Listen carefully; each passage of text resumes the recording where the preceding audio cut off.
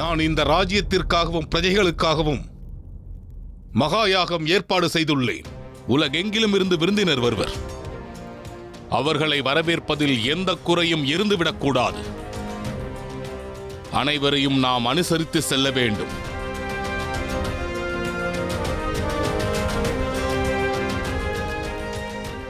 சுவாமி, தாங்கள் மகா யாகம் நடத்தப் போகிறீர்கள். அனைத்து விருந்தினர்களும் வருவார்கள் அல்லவா? நம் பலத்தையும் அவர்கள் புரிந்து கொள்வார்கள். அனைவரும் வரும்பொழுது நாம் ஏன் சதியை? அப்படி ஒரு எண்ணத்தையே உன் எண்ணத்தில் இருந்து அழித்துவிடு. சதி இந்த யாகத்திற்கு வரப்போவதில்லை. ஏனெனில் அவள் வந்தால் அந்த கபாலியின் தாக்கமும் பாதிப்பும் வரும். அதனால் என் யாகத்தின் புனிதம் கெட்டுவிடும். ஆனால் அவள் நம் புதல்வி. இருந்திருக்கலாம். தந்தையின் சொல்படி நடந்த வரையில் புதல்வியாய் இருந்தாள். நானாகவா அவளை இங்கிருந்து அனுப்பி வைத்தேன்? அவள் என்னுடனான உறவை முறித்துக் கொண்டு இந்த மாளிகையின் மரியாதையை குலைத்துவிட்டு எல்லோரும் என்னை பார்த்து நகையாடும்படி செய்துவிட்டு இங்கிருந்து சென்றாள். அவளுடனான என் உறவு முறிந்து விட்டது. என்னை அறியாமல் நீ அவளுக்கு அழைப்பு விடுத்தால் அல்லது தூதுவிட்டால் அதன் பின் நம் உறவே முறிந்துவிடும்.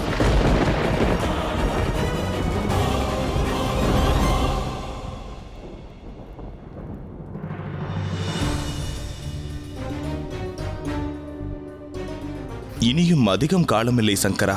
நமக்கு வேண்டிய முழுமை சதியிடம் இன்னும் வரவில்லை. அது விரைவில் நடந்தாக வேண்டும். சதி அவள் ஆற்ற வேண்டிய செயலை துவங்கி விடுவாள்.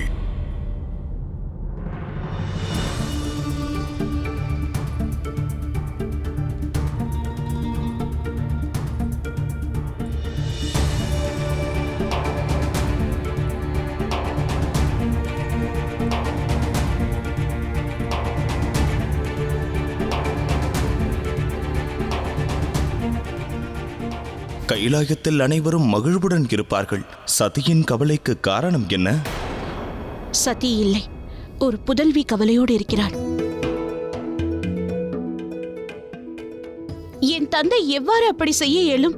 ஒரு மகா யாகத்தை நடத்தவிருக்கிறார். உலகம் முழுக்க அனைவருக்கும் அழைப்பு விடுத்திருக்கிறார். ஆனால் அவருக்கு பெற்ற மகளின் நினைவு வரவில்லையா? முறித்துவிட்டு வந்த பந்தத்திற்காக ஏன் இத்தனை கவலை? என் தந்தை என்னை மதிக்கவில்லை என்று நான் கவலைப்படவில்லை நாராயணா.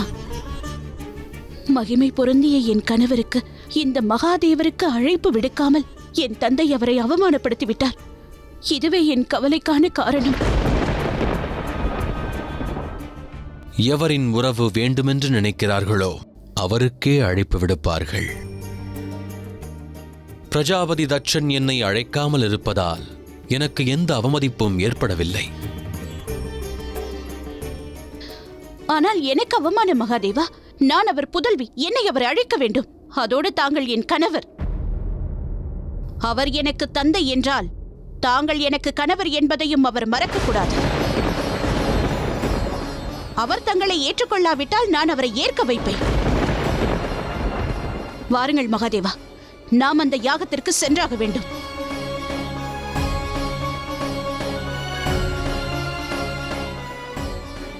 உன் மனம் அமைதி கொள்ள வேண்டும்.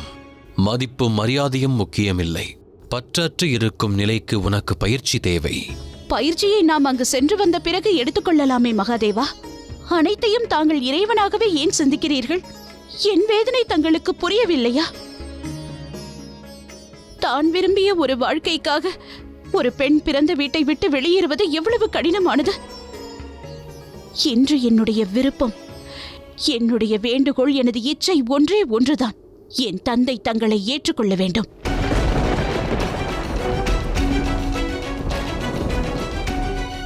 நீ உன் தந்தையை சந்திக்கச் செல்கிறாய்.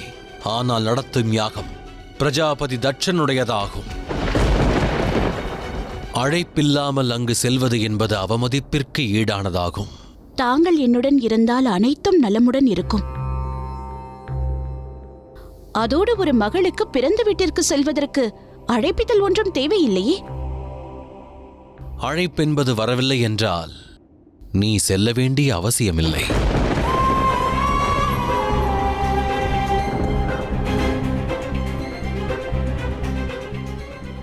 என் தந்தையிடம் இருக்கும் அதே அகங்காரம் தங்களிடமும் உள்ளது. மனைவியின் வேண்டுகோள் முக்கியம் இல்லையா? என் தந்தையின் அழைப்புதான் பெரிதாகப்படுகிறதா? என் விருப்பத்திற்கு தங்களிடம் எந்த மதிப்பும் இல்லையா? பக்தன் அழைக்காமல் அவனுக்கு காட்சி அளிப்பதில்லையா? நான் உரைப்பது அழைப்பை பற்றியதல்ல. நம்முடைய ஒவ்வொரு முடிவும் ஒவ்வொரு செயலும் மாற்றத்தை உருவாக்கும். இச்செயலும் அவ்வாறே. அப்படியானால் நானே மாற்றத்திற்கு காரணமாகிறேன். தாங்கள் வரவில்லை என்றால் நான் உங்களை வற்புறுத்த மாட்டேன். ஆனால் நான் செல்வதை தாங்கள் தடுக்கக்கூடாது மகாதேவா. ஒன்றை மட்டும் நினைவில் கொள்ளுங்கள்.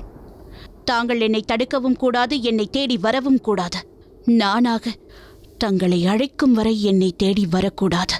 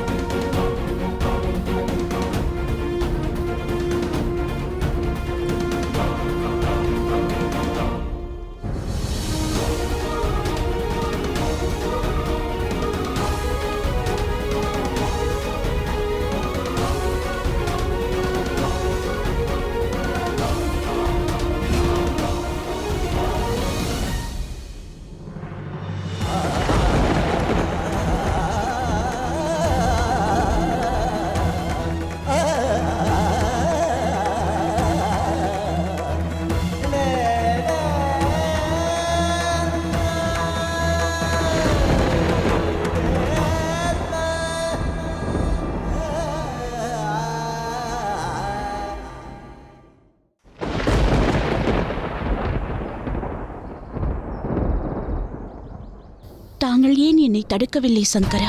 நான் உன்னை தடுக்க எண்ணியது போல் அந்த சதியையும் தடுக்க முயற்சித்தேன். ஆனால் சதியின் எண்ணத்திற்கு நான் தடையாக விரும்பவில்லை. அன்றும் இன்றும் நீயாகவே கைலாயத்தை விட்டு செல்ல முடிவெடுத்தாய். என்னை தடுத்து நிறுத்தியது உன் வார்த்தைகள்தான் பார்வதி. அன்றும் அதுபோன்ற வார்த்தைகளே என்னை தடுத்தது. நினைவில் கொள்ளுங்கள், தாங்கள் என்னை தடுக்கவும் கூடாது, என்னை தேடி வரவும் கூடாது. நானாக தங்களை அழைக்கும் வரை வரக்கூடாது. அன்று நீ சென்ற நாள் அக்னியாக உருவானது. அந்த அக்னி நம் அன்பை முறித்தது. பிரஜாபதி தட்சனின் குரோதத்தால், அதற்காக சதியானவள் அடைந்த குரோதத்தாலும் உருவான அக்னி அனைத்தையும் நிர்மூலமாக்கிவிட்டது.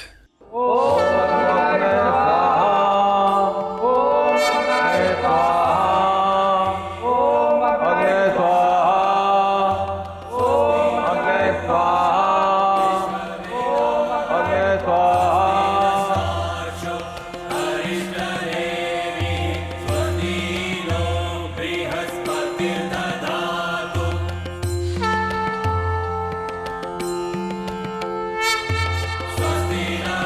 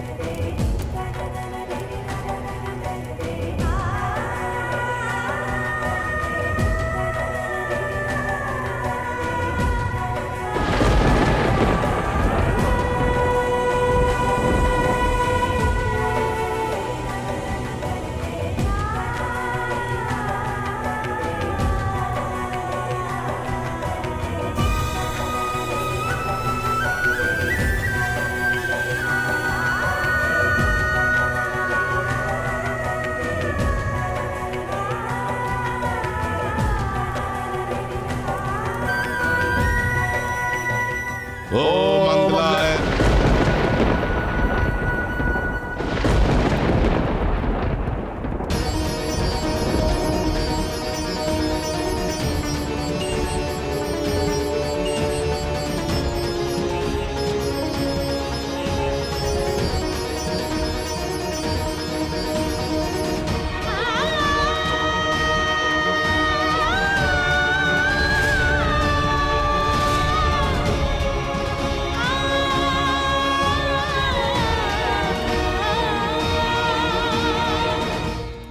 மகா முனிவர்களே, அக்னி பகவான் வேட்கை இன்னும் முடியவில்லை.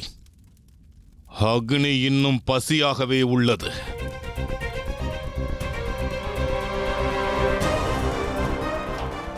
எது தேவையோ அதை கொடுத்தாக வேண்டும். யாகத்திற்கு எந்த தடங்களும் வந்துவிடக்கூடாது.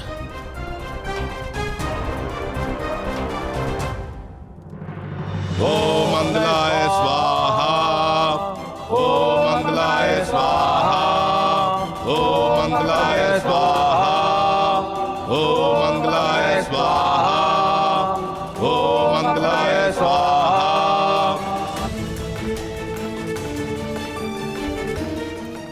தந்தையே,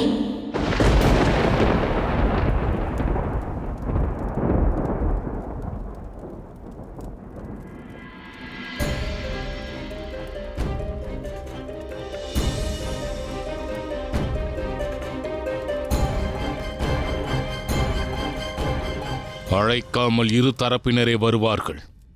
ஒன்று யாசகர்கள், மற்றொன்று அரக்கர்கள்.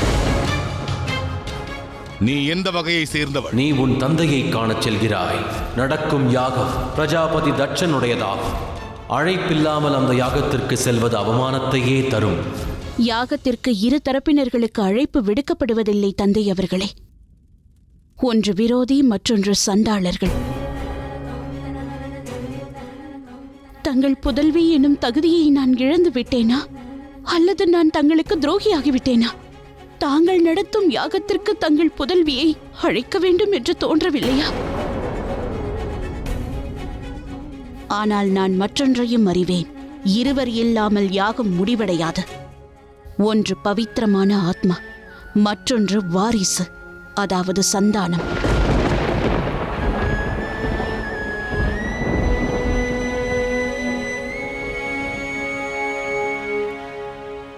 சந்தேகத்திற்கு இடமில்லாமல் தங்கள் ஆத்மா பவித்திரமானதுதான். வாரிசாக வந்து உங்கள் கடமையை நிறைவேற்ற நான் வந்துவிட்டேன் தந்தையே. குடும்பத்தில் பல்வேறு கருத்துக்கள் இருக்கலாம், கருத்து வேறுபாடுகள் இருக்கலாம். ஆனால் மனமானது வேறுபட்டு விட்டால் குடும்பமே சிதைந்துவிடும். எவ்வளவுதான் கருத்து வேறுபாடு ஏற்பட்டாலும் தேவை ஒன்று ஏற்படுமாயின் பிரிந்தவர்கள் ஒன்று சேர்ந்து விடுவார்கள்.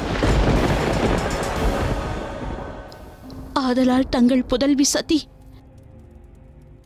வந்துவிட்டாள் தந்தையே. இந்த யாசகியிடம் கூறுங்கள், சதி என்று எனக்கு எந்த மகளும் இல்லை.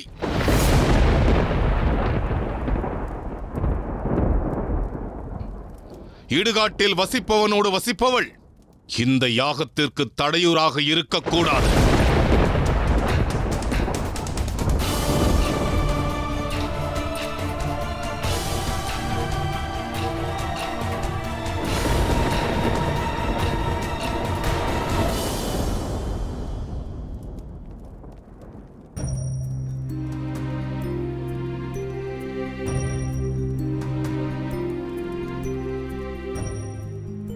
கோபத்தினால் உண்மையை மறைத்துவிட முடியாது தந்தையே. உண்மை என்னவென்றால் நான் தங்களுடைய புதல்வி தந்தை அவர்களே. சத்தி என்னை பொறுத்தவரையில் இறந்து விட்டார்.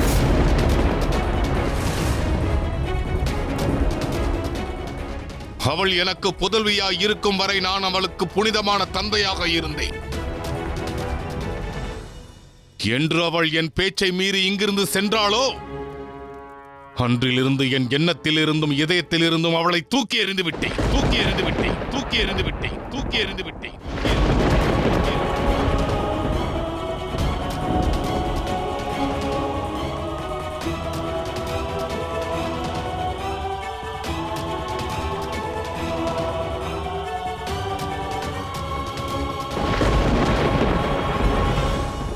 என்று அந்த கபாலியை இவள் கைப்பிடித்தாளோ அன்றே நான் அவளுக்கு இறுதி சடங்குகளை செய்து முடித்து விட்டேன்.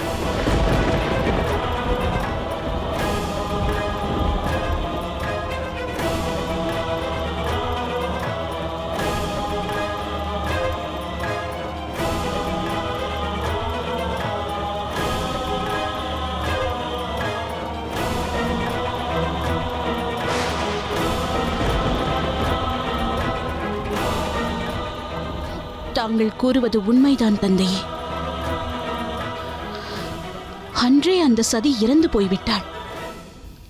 ஏனென்றால் அந்த சதி அவளை முழுமையாக அன்று அறிந்திருக்கவில்லை.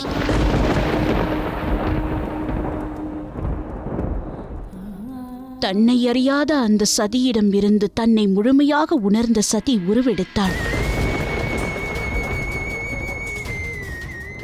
அன்று என்னுடைய அகங்காரம் அழிந்தது. அறியாமை என்னை விட்டு விலகியது. என்னுள் இருந்த இருள் அகன்றது. நான் புதுப்பிறவி எடுத்தேன். மகாதேவரின் சங்கரியானேன். எவனது பெயர் தேவர்களுக்கெல்லாம் இழுக்கோ அவனை மகாதேவர் என்கிறாயா? இடுகாட்டில் வசிப்பவனை, மண்டை ஓட்டில் பிச்சை எடுப்பவனை மகாதேவன் என்கிறாயா?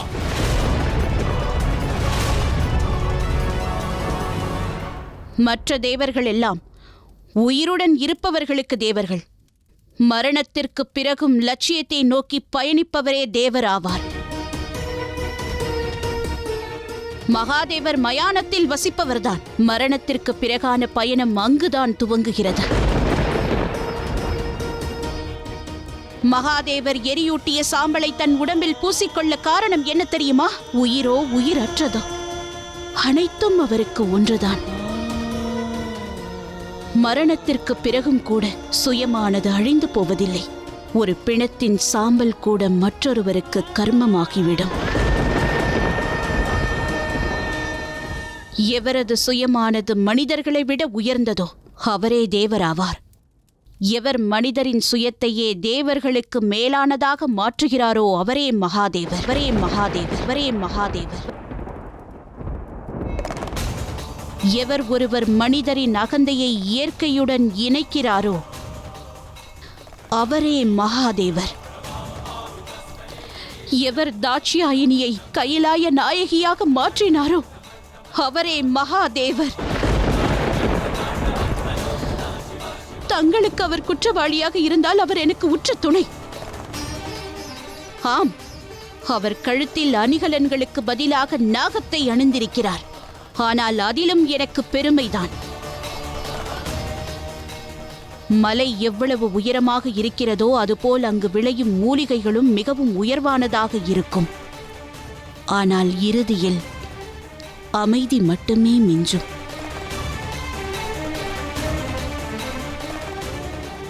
அனைவருக்கு மேலும் இருந்தாலும் ஆடம்பரம் இன்றி வாழ்வதால்தான் மகாதேவராக இருக்கிறார்.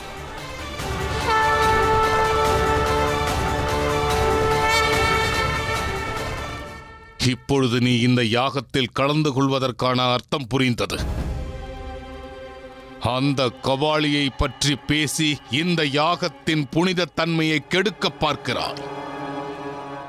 இல்லை தந்தையே, அந்த மகாதேவரின் நாமத்தை கேட்டே எனது தந்தையின் உள்ளம் தூய்மையாக வேண்டும் என்பதற்காக இங்கு வந்தேன். அப்பொழுதே இந்த யாகத்தின் புண்ணியம் உங்களை அடையும். நான் என்னுடைய தந்தைக்கு நல்வழி காட்டவே இங்கு வந்துள்ளேன். தந்தையே புதல்விக்கு வழிகாட்ட வேண்டுமே தவிர புதல்வி அல்ல. இது காலத்தின் விளையாட்டு தந்தையே. குழந்தை பருவத்தில் ஒருவர் வழி தெரியாமல் தவிக்கும் பொழுது தந்தைதான் வழிகாட்டுவார். ஆனால் கால சூழலில் தந்தையின் மனம் குழம்பி இருக்கும் பொழுது தந்தைக்கு வழிகாட்டுவது வாரிசின் கடமையாகும்.